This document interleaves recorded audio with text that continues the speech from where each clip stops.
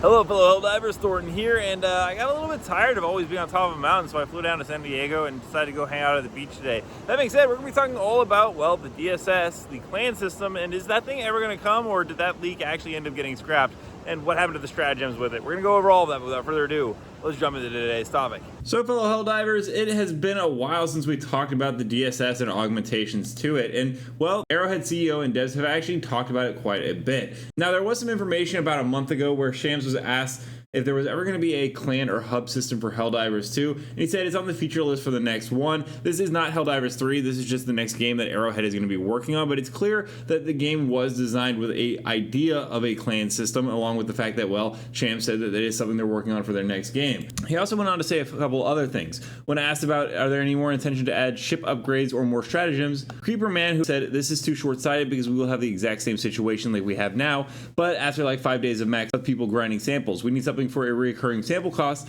to actually satiate people who have nothing to spend it on. And I actually think that's a great idea because, yeah, growing numbers don't always fix the issue, and we do need more stuff to spend the samples on, and a clan system would be pretty cool. There was that Legendarium sample, which we'll talk about later, but in regards to also expanding the DSS, well, Shams said the DSS was intended to be that, but then we didn't really double down on that system. I think we'll see more of that in the future, i.e. expanding existing systems. And this is all really interesting because, well, we did get the launch of Xbox on Helldivers 2 last month, where it actually ranked at number 4 on revenue charts for August 2025, which is just great to see for the game. There is success there, although they do need to still fix a lot of the bugs and issues. Don't worry, I see you guys in the comments all the time talking about the performance hits you've been having. But with the Xbox players, the PlayStation, and Steam now, it's about time we got a clan system, and Arrowhead has put a lot of work into that system. We're just waiting for it to roll out along with some new DSS augmentations that Shams was talking about, so we're going to make that the focus of today's video. One that really particularly stuck out to me is the Democracy Space Station was a cost we had no choice but to pay. It will be rebuilt larger, stronger, and more democratic. So overall, this is actually pretty monumental, and I do think it is going to be interesting to see how the DSS is rebuilt, and I think it is finally going to lead into the clan system, and we're going to talk a little bit about that if you don't know about the Platoon system. So let's dive into it. One thing that Iron Sights let us know, and we kind of talked about it the other day in a video,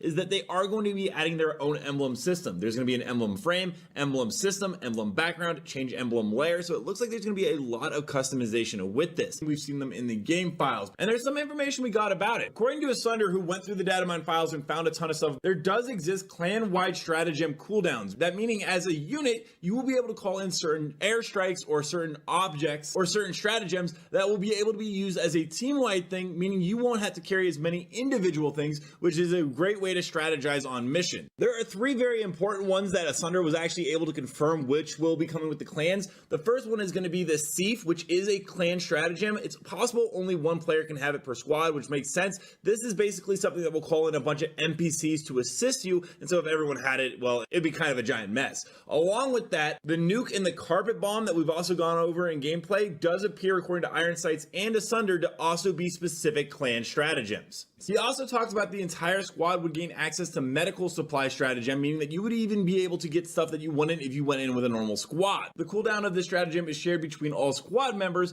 which is pretty alluring. He went on to say it seems like you can pick from right now, resupply or medical, but do keep in mind this is a very early version of that. Now in addition to this, in all the clans and platoons there will be separate ranks, and it goes from company commander at the top to commander to officer, officers, private, and then privates. And so it does seem like there are 6 different classes, and you can have multiple different members in your platoon. Along with that, one really cool feature that they're also adding to this is that there's going to be a legendary super sample, and it's for ship upgrades, it looks like, specifically tied to the clan system. There was a great breakdown of the clan loadout with an analysis from Commander Rod. Clans and platoons will have their own station. Clans can be leveled up, which might be directly tied into station upgrades, which we just talked about. Upgrading requires resources, with the new resources being introduced such as Legendarium. Stations are mobile and can be placed in orbit of specific planets. Fighting on the surface of the planet with your clan station will actually give you a buff. The buffs are unlocked as you level up your clan, like those super samples we just talked about, and moving the station will actually have a cost, whether resource time or time-wise, meaning that it cannot be free, and moving a station is always a strategic thing. You gotta go ahead and predict the enemy's next move and place your station at the right planet as soon as possible and be the first to fight and reap the rewards,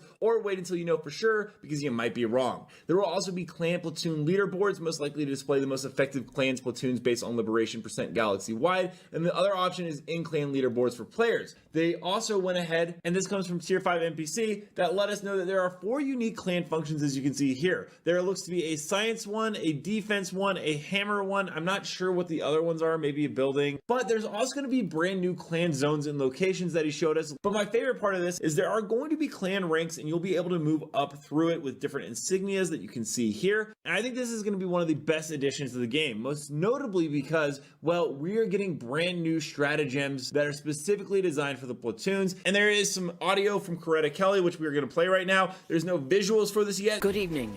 I'm Coretta Kelly. The Ministry of Expansion released an evacuation warning for planets near the Meridian singularity following a sharp spike in dark energy radiation. Experts believe that the wormhole has been held open by a constant flow of dark energy from the Illuminate invaders.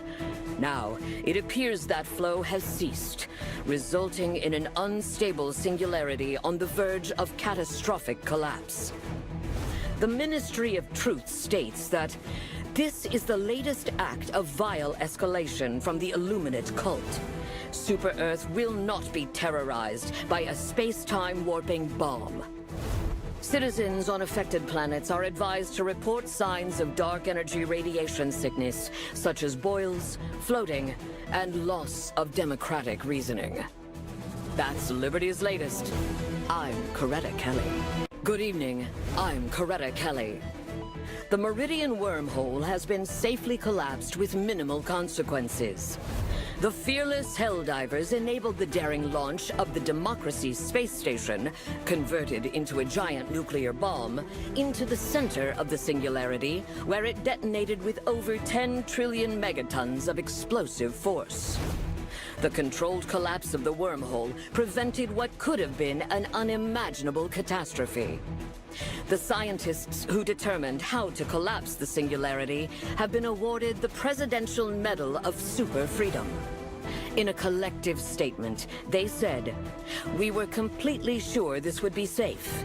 It's no surprise that it worked. We knew what we were doing." That's Liberty's latest. I'm Coretta Kelly. Good evening. I'm Coretta Kelly with breaking news.